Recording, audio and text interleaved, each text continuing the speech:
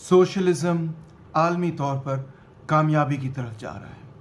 ये बात सुन के आप बड़े हैरान होंगे, क्योंकि आपके जहन में नो डाउट ये तस्वर होगा कि सोवियत यूनियन के अंदर तोड़ फोड़ के बाद और चीन ने जो रास्ता इख्तियार कर लिया, उसके बाद सोशलिज़म तो आलमी तौर पर शिकस्त खुर्दा है। मगर मैं आपको बताना चाहता हूँ कि ये आपकी गलतफहमी होगी, क्योंकि सोशलिज़म किसी एक या दो रियासतों की फेट के साथ नहीं जुड़ा हुआ, बल्कि आलमी सरमायादारी निज़ाम की इर्तका के साथ जुड़ा हुआ है। डायलेक्टिक्स यानी जदलियात ये बात सिखाती है कि जो नई चीज़ है, जिस नए समाज ने जन्म लेना है, वो पुराने समाज के अंदरूनी तजादात में ही पैदा होता है। बल्कि एक तरह ये कहना दुरुस्त होगा कि पुराने समाज के अंदर ही नया समाज पहले पैदा हो जाता है। इसकी सबसे अहम मिसाल तो हमें ये मिलती है कि जब ज़माना कदीम में यूरोप के अंदर फ्यूडल सिस्टम छाया हुआ था, तो फ्यूडल सिस्टम की अपनी ज़रूरत थी कि वो तिजारत करे, और लिहाजा उनने तिजारत के रास्ते खोले और ताजिर तबका पैदा हुआ इसके नतीजे में। और ताजिर तबका फ्यूडल सिस्टम के मातहत एक मजलूम तबके के तौर पर बढ़ता चला गया, बढ़ता चला गया, बढ़ता चला गया, जब तक एक ऐसा वक्त नहीं आया कि जब इस ताजिर तबके ने उस फ्यूडल तबके को ओवरथ्रो करके एक कैपिटलिस्ट सिस्टम कायम कर लिया। तो ये हमने देखा कि इस तरह से तारीख़ में एक डायलेक्टिकल प्रोसेस अनफोल्ड हुआ। जिस तरह से एक अंडा होता है तो अंडे के अंदर से चूज़ा निकलता है, फिर एक ऐसा वक्त आता है कि चूज़ा इतना बड़ा हो जाता है कि वो अंडे को तोड़ के बाहर आ जाता है। इसको ये एक मुहावरा है डायलेक्टिक्स के लिए। तो इसी तरह सरमायादारी निज़ाम के अंदर भी फिर अगर ये बात दुरुस्त है, सोशलिस्ट ताल्लुकात यानी रिलेशंस पैदा हो चुके होंगे और हो जाने चाहिए, बल्कि और फिर एक वक्त ऐसा आना चाहिए कि जब सरमायादारी निज़ाम या सरमायादार तबका ओवरथ्रो हो जाए और वो सोशलिस्ट जो ताल्लुकात हैं, जो रिलेशंस ऑफ प्रोडक्शन है, वो मंजर आम पर आ जाए। क्या वाकई ऐसा है? ज़रा एंगल्स की एक तहरीर पढ़ते हैं, एंटी ड्यूरिंग, जिसमें एंगल्स ने एक बड़ी दिलचस्प बात की। ज़रा गौर से सुनिएगा। इर्तका के मज़ीद मरहले पर यह शक्ल भी नाकाफ़ी हो जाती है। यानी कि वो बात ये कर रहा है कि जैसे जैसे सरमायादारी निज़ाम आगे बढ़ता है तो जो स्केल ऑफ प्रोडक्शन है वो भी बड़ा होता चला जाता है। यानी जिस पैमाने पर पैदावार हो रही है वो बढ़ती चली जाती, बढ़ती चली जाती, फैक्ट्रियाँ बड़ी होती चली जाती हैं, बड़ी होती चली जाती हैं। और एंगल्स ये कहता है कि जैसे जैसे ये चीज़ें बड़ी होती चली जाती हैं और फैलती चली जाती हैं और हर चीज़ को अपनी एक लपेट में ले लेती हैं, यानी पैदावार को सोशलाइज कर लेती हैं। सोशलाइज से मतलब ये है कि उधर पैदावार का असर इधर होगा, इधर की पैदावार का असर उधर होगा, और ये सारी पैदावार एक दूसरे से जुड़ी हुई होंगी, इंटरकनेक्टेड होंगी। तो कहता है कि पहले मरहले में तो ये होगा कि जॉइंट स्टॉक कंपनीज कायम हो जाती हैं। फिर वो कहता है कि जब मज़ीद डेवलपमेंट होती है, इर्तका के मज़ीद मरहले पर यह शक्ल भी नाकाफ़ी हो जाती है और सरमायादाराना समाज की सरकारी नुमाइंदे यानी कि सरमायादारी रियासत को बिल आखिर पैदावार की सिमत को संभालना पड़ेगा।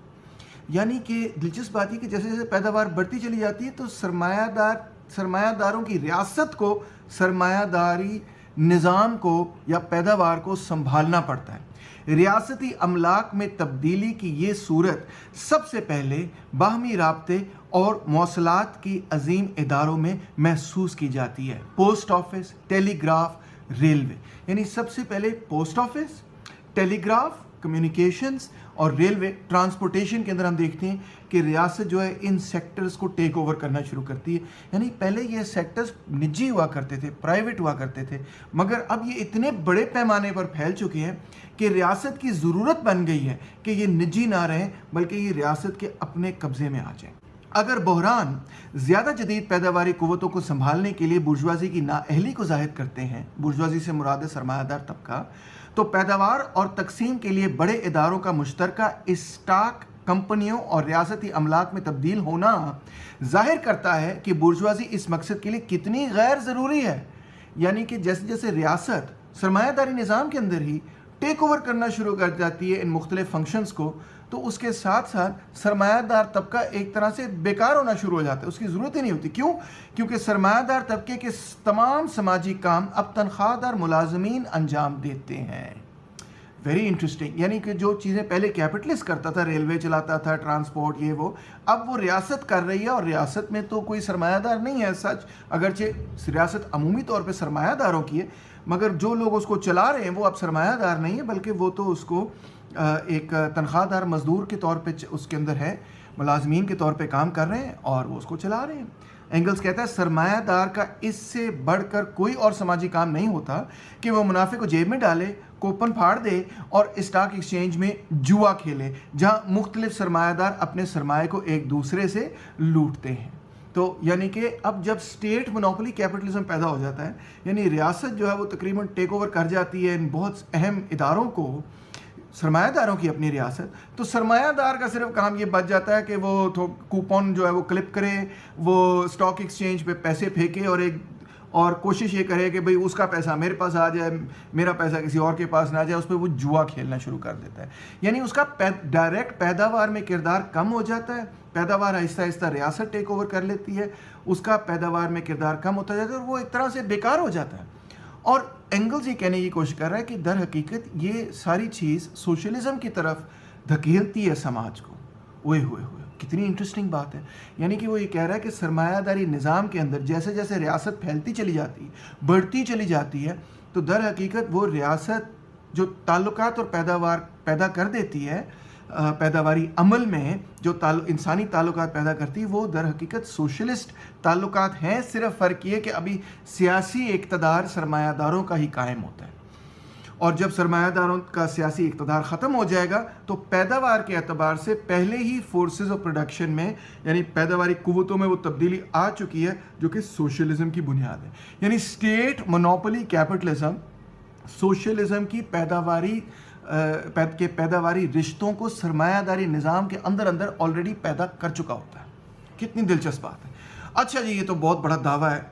हम तो ये सुनते रहते हैं इकोनॉमिस्ट से कि रियासत बड़ी ख़राब है, रियासत बड़ी इनफिशिएंट है, रियासत से कोई काम नहीं होता, प्राइवेटाइज कर दो, रियासत को ख़त्म कर दो, रियासत का दफ़ा करो, रियासत को सब चीज़ें प्राइवेट कर दो, PIA भी प्राइवेट कर दो, वापडा भी प्राइवेट कर दो, PTCL भी प्राइवेट कर दो, जो कुछ है प्राइवेट कर दो, फिर बेहतर चलेगा।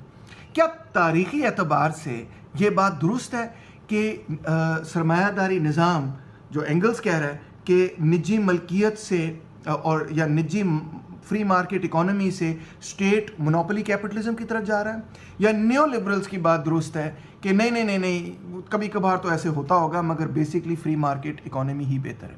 आइए एदाद शुमार को देखते हैं। ये आवर वर्ल्ड इन डेटा के एदाद शुमार है, और आप देख सकते हैं ये ग्राफ 1880 से शुरू होता है और 2016 तक चलता है, और इसके अंदर क्या लिखा है, public social spending as a share of GDP, यानी कुल जो पैदावार हो रही है उसके अंदर से रियासत पब्लिक स्पेंडिंग, और वो भी सोशल स्पेंडिंग कितनी करी। सोशल स्पेंडिंग से हमारी मुराद है हेल्थ केयर पे स्पेंडिंग कितनी हो रही है, ओल्ड एज पे स्पेंडिंग कितनी हो रही है, इनकैपेसिटी रिलेटेड बेनिफिट्स पे कितनी स्पेंडिंग हो रही है, यानी मफलूज लोगों की मदद हो रही है, family, active labour market programmes, unemployment, housing, इन चीज़ों पे कितने खर्चे हो रहे हैं।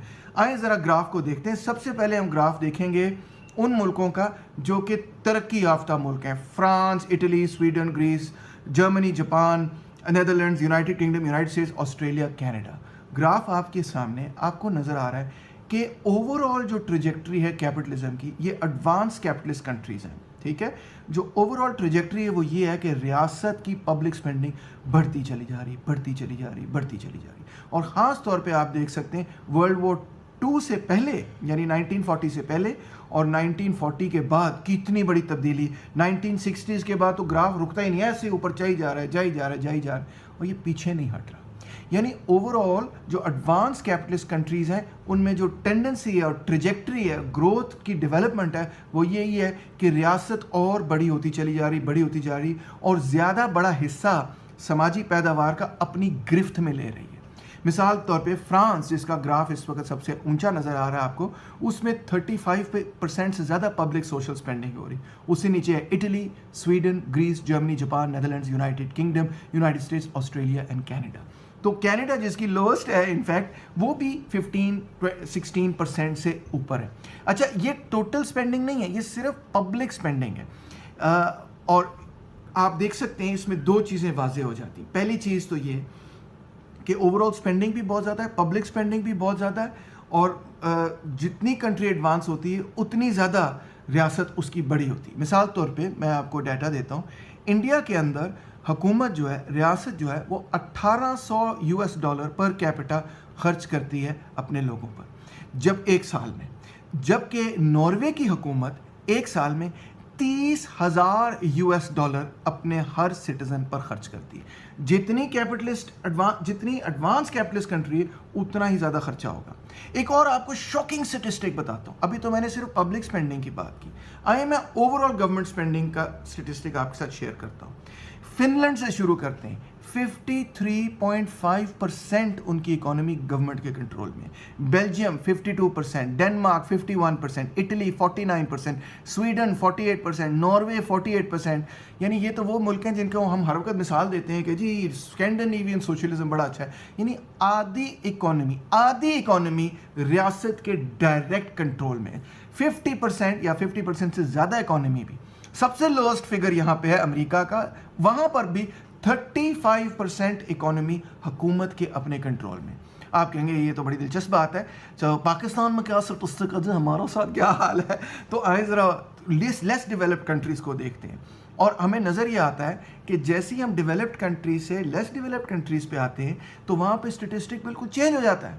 ये आपके सामने लेस डेवलप्ड कंट्रीज़ हैं, इसमें आर्मीनिया है 23%, फिर मलेशिया, फिर कॉन्गो, फिर पापा न्यू गिनी, फिर बुरुंडी, फिर सेनेगल, फिलीपींस, पनामा, गैम्बिया और फिर पाकिस्तान का हुकूमती खर्चा कितना है इन कंपैरिजन टू इस जीडीपी।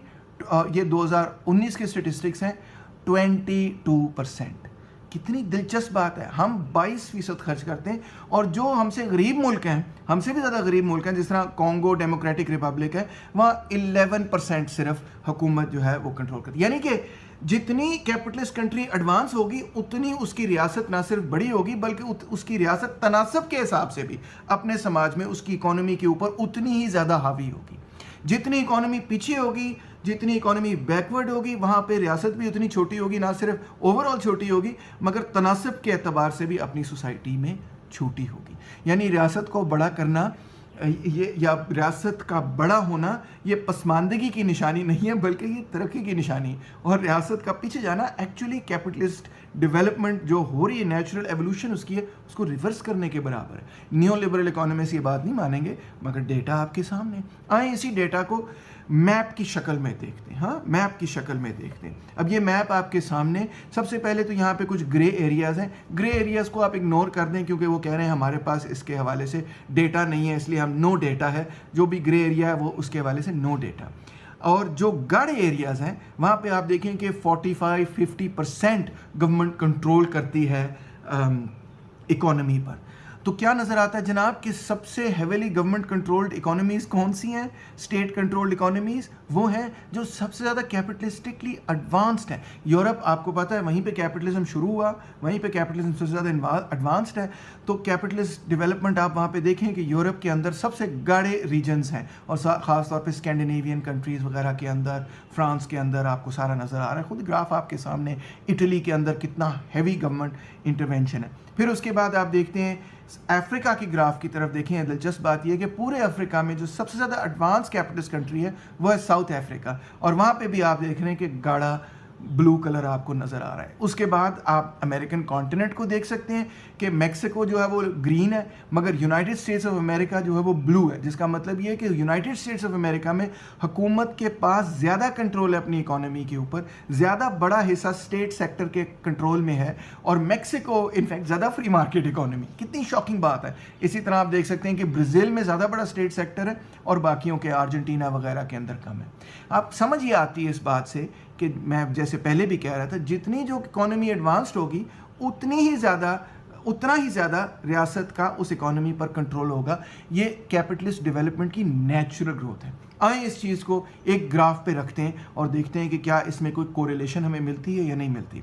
तो ये देखें ग्राफ में एक तरफ है total government expenditures as percentage of GDP और दूसरी तरफ है central government expenditures as percentage of GDP. ठीक है, और इसमें आप देख रहे हैं कि फ्रांस जो है वो बिल्कुल ऊपर है और जो लेस डेवलप्ड कंट्रीज़ हैं कॉन्गो वगैरह, इंडिया, वो बिल्कुल नीचे की तरफ है, 0% की तरफ है।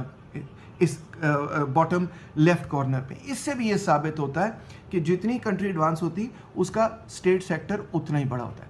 अब देखें कितनी दिलचस्प और शॉकिंग किस्म की बात है कि हम यहाँ पे जो है दिन रात ये कूकते फिरते हैं कि फ्री मार्केट इकोनॉमी सबसे अच्छी इकोनॉमी है, बस सब कुछ प्राइवेटाइज कर दो और सब कुछ ठीक हो जाएगा। इनफैक्ट पाकिस्तान अमेरिका से ज़्यादा फ्री मार्केट इकोनॉमी है, पाकिस्तान फ्रांस से ज़्यादा बड़ी फ्री इकोनॉमी, ज़्यादा फ्री इकोनॉमी, यहाँ पे मार्केट ज़्यादा फ्री है। Pakistan Belgium, Sweden, Norway, Germany, United Kingdom, इन सारी एडवांस कंट्रीज से ज़्यादा फ्री मार्केट इकोनॉमी। ये जो एडवांस कंट्रीज़ हैं मैं आपको एदाद शुमार दे चुका हूँ, तकरीबन 35 to 54% इकोनॉमी वहाँ पे रियासत के कंट्रोल में होती है। और थर्ड वर्ल्ड कंट्रीज़ के अंदर क्या हाल है, 11% से लेकर 23% तक इकोनॉमी रियासत के कंट्रोल में होती है। मैं अब फिर आपको ये कहूँगा, आपके जहन में ये बात डालने की कोशिश करूँगा कि पाकिस्तान के इकोनॉमिस्ट जब आपको ये फार्मूला बताते हैं कि रियासत को ख़त्म कर दो, मईशत में से निकालो, सब ठीक हो जाएगा,